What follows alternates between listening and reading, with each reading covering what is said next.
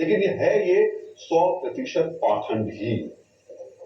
अयोध्या में राम मंदिर में दान चोरी पर कुछ चुनिंदा चेहरों का शोर आपने खूब सुना होगा, लेकिन अयोध्या से 115 किलोमीटर दूर एक दरगाह में करोड़ों की चंदा चोरी का आरोप लगा तो इन चेहरों ने सेलेक्टिव चुप्पी साध ली। ये सन्नाटे में चले गए। आज हम इनकी चुप्पी को तोड़ने की कोशिश करेंगे। आप में से ज्यादातर लोग जानते होंगे, उत्तर प्रदेश के बहराइच में सैयद सलार मसूद गाजी की दरगाह है। 14वीं शताब्दी में बनी इस दरगाह में मुसलमानों की गहरी आस्था है।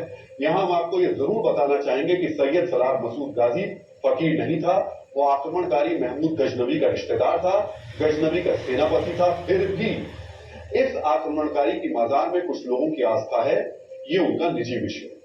मजार पर हर साल बड़ा मेला लगता है, साल भर चहल पहल रहती है। सालाना करीब 15 से 20 करोड़ का चढ़ावा आता है। अब इस चढ़ावे में चोरी का आरोप लगा है। यह आरोप किसी बाहरी ने नहीं लगाया, मजार से जुड़े लोगों ने ही यह आरोप लगाए। पहले सुनिए क्या आरोप लगाए जा रहे हैं। चढ़ावा तो आता है, इसमें कोई दो राय नहीं, बहुत आता है, करोड़ों में आता है, सोने चांदी भी आते हैं। मांग यही की गई, जो चीजें निकल कर आई हैं कि इसमें भी भ्रष्टाचार हुआ है, करप्शन हुआ, भारी करप्शन हुआ है। तो हम लोग और भी जो खुदाम है, यहाँ मेरी तरफ से भी बहुत पहले इसके लिए एप्लीकेशन भी दी गई है, बोर्ड को भी दी गई है। अल्पसंख्यक कल्याण विभाग में प्रमुख सचिव को शासन स्तर पर भी हम लोगों ने उस कई सालों से मांग की है कि यहाँ पर जो आने वाली जो चढ़ावा होता है, जो चंदा दिया जाता है, सोना चांदी जो चढ़ाया जाता है, उसका साफ ऑडिट होना चाहिए। 14-15 करोड़ रुपए सालाना इनकम है और उसमें जो है जो दिखाते हैं कि हाँ कोई कह रहा है कि 6 करोड़ रुपए आ रहा है, कोई कह रहा है 8 करोड़ आ रहा है, तो उसके विरुद्ध हम लोग जांच की मांग हम लोगों ने की है। बाजार पर श्रद्धालुओं ने दान दिया। इस दान का प्रयोग आम मुसलमानों के हित में होना था, लेकिन पैसा गया चंद रसूखदार लोगों की जेब में। आस्था स्थल किसी भी धर्म का हो, वहां दान की चोरी अक्षम्य अपराध है, पाप है। इस पाप पर क्या जांच हो रही है हम आपको बताएं, लेकिन पहले उस पाखंड की चर्चा कर लेते हैं जो धर्म देखकर दान चोरी जैसे पाप में भी भेदभाव करती है। मित्रों, मैं आपको न्यूज वॉल पर कुछ सोशल मीडिया पोस्ट दिखा देता हूं। प्रियंका गांधी, उन्होंने लिखा, सत्य और धर्म को स्थापित करने वाले मर्यादा पुरुषोत्तम भगवान राम और उनके करोड़ों भक्तों की आस्था के साथ जो चोरी और लूट का कपटपूर्ण कृत्य किया गया, उसने पूरे देश को स्तब्ध कर दिया। भगवान राम करोड़ों मन का पवित्र भाव है, उसी पवित्र भाव से लोग मंदिर में माथा टेकते हैं और दान करते हैं। राम मंदिर में चोरी करने वालों ने धर्म और आस्था की मूल भावना को खंडित करने का महापाप किया। ये सवाल भी महत्वपूर्ण है कि क्या इस छोटे कर्मचारी अकेले सीसीटीवी बंद कर हजारों करोड़ के चढ़ावे में हेरा फेरी कर सकते हैं, या इसके पीछे कुछ बड़े लोगों की मिलीभगत? इस मामले में जांच के नाम पर लीपापोती करने की जगह पारदर्शी तरीके से जांच हो और जो भी लोग इस धैर्य या इस चौर्य कर्म में जो लोग संलिप्त हैं, उन्हें कड़ी सजा मिले। इसके बाद मायावती, उन्होंने लिखा, अयोध्या में श्री राम मंदिर से चढ़ावे की हुई चोरी, गबन व हेराफेरी करने की मीडिया में आए दिन किस किस्म की रिपोर्ट आ रही है, अति गंभीर और ये चिंतनीय है। ऐसे लोग कतई भी बख्शे नहीं जाने चाहिए, लेकिन इस मामले का राजनीतिकरण करना भी ठीक नहीं।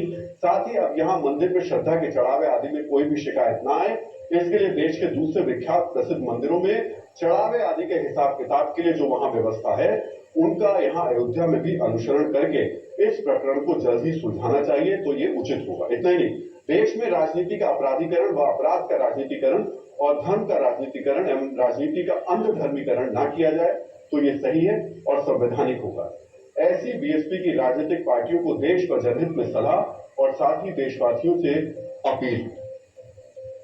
ये बड़े नेता हैं, रामकोष से दान चोरी पर आहत हो गए, इन्हें इतनी पीड़ा और वेदना हुई कि जांच की मांग करने लगे। करनी चाहिए, इसमें कोई गलत बात नहीं। राम मंदिर में दान की चोरी हुई, उससे हर व्यक्ति आहत है, हम भी आहत हैं, पाप हुआ है, महापाप हुआ है। लेकिन सोच सेलेक्टिव क्यों? उसी अयोध्या से 115 किलोमीटर दूर बहराइच में मजार में दान चोरी होती है तो सबकी जुबान खामोश हो जाती है।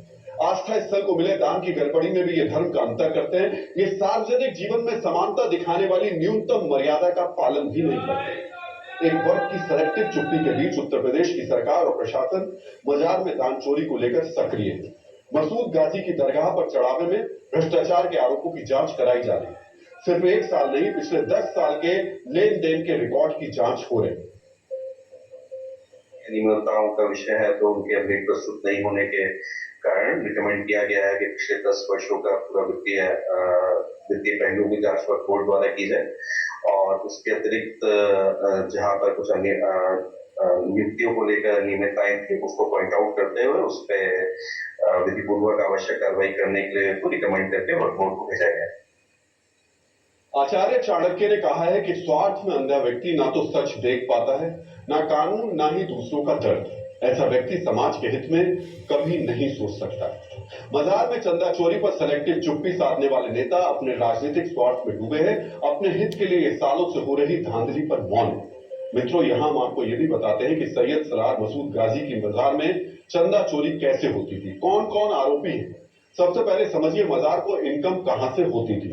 मजार पर आने वाले मुसलमानों के चढ़ावे, मजार की जमीन पर बनी दुकानों के किराए, वक्फ की दूसरी संपत्तियों से होने वाली इनकम और वार्षिक मेले के लिए ठेके से मजार को सालाना करोड़ों की आय होती थी। ये सारा पैसा दरगाह की मैनेजमेंट कमेटी के पास जाता है, लेकिन आरोप है कि ठेके और दुकानों को किराए पर देने में धांधली हुई, इनकम कम दिखाई गई, खर्चे ज्यादा दिखाए गए, चढ़ावे में मिलने वाले सोने, चांदी और मूल्यवान वस्तुओं का हिसाब ही नहीं रखा गया।